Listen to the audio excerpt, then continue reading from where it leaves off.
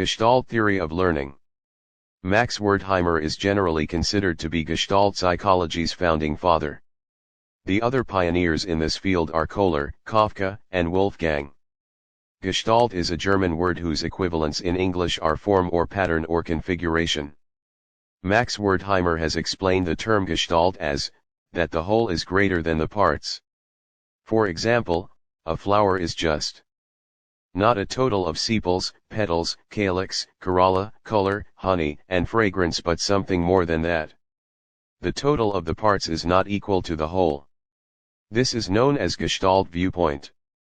According to the view, learning is the organization and reorganization of behavior which arises from the interaction of a maturing organism and its environment. It is the bringing about through this interaction of new forms of perception, imagination, motor coordination and other organic behavior. Learning by insight, also known as perceptual learning, is mainly the human way of learning, but experiments show that it is not absent in higher animals. Animals do learn by insight in situations which are within their limits of intelligence. A number of experiment studies are at our disposal due to the efforts of Kafka and Kohler. Kohler performed an experiment with 6 chimpanzees in his laboratory in the Canary Islands. He kept the animals in a room which had smooth unscalable walls. A banana was suspended from the ceiling and 3 boxes were put in the middle of the room, 2 or 3 yards away from the lure. A stick was also placed nearby. All the 6 chimpanzees leaped repeatedly for the banana but could not get it. Then Sultan, one of the most intelligent chimpanzee, who had shown himself in the other tests also, after surveying the whole situation paced up and down, suddenly stood in front of the box, moved it quickly towards the goal, climbed, jumped, picked up the stick and finally placed the 3 boxes one over the other to secure the banana, taking only 20 seconds in his final continuous act with the boxes. The other apes acquired the performance with some difficulty. In this way a number of experiments were performed. Experiment 2, experiment with human subject to cite another experiment of the type performed by Norman R. F. Mayer. Subjects were asked, one at a time, to tie 2 strings together which were hanging from the ceiling enough apart so that they could not both be reached at the same time, even though the subject kept one in his hand and walked as far as he could towards solve the problem at once.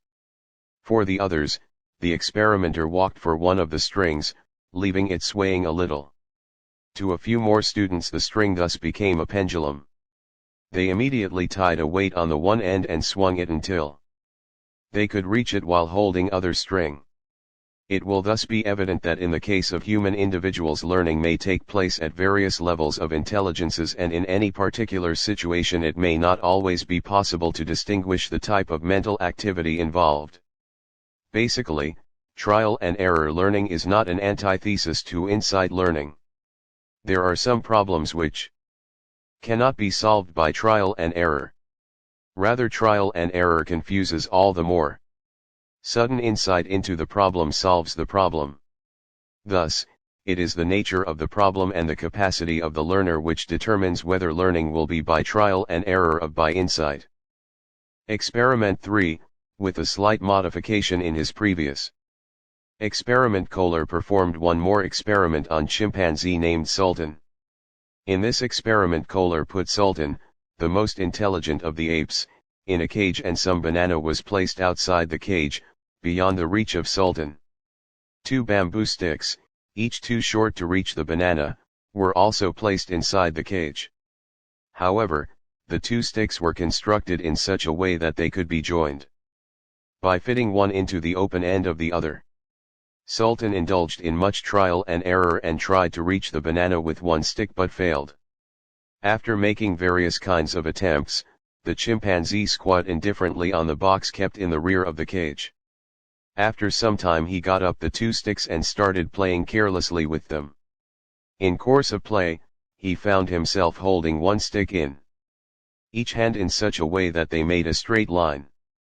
He pushed the thinner stick into the opening of the thicker one, and realizing that he had a longer stick of the cage, jumped up and ran towards the railings and drew the banana towards him with the stick. On the next day, he needed only a short time to get the banana. Thus, Kohler emphasized suddenness with which the right solution appeared. And chimpanzee's behavior was not due to trial and error but due to his insight.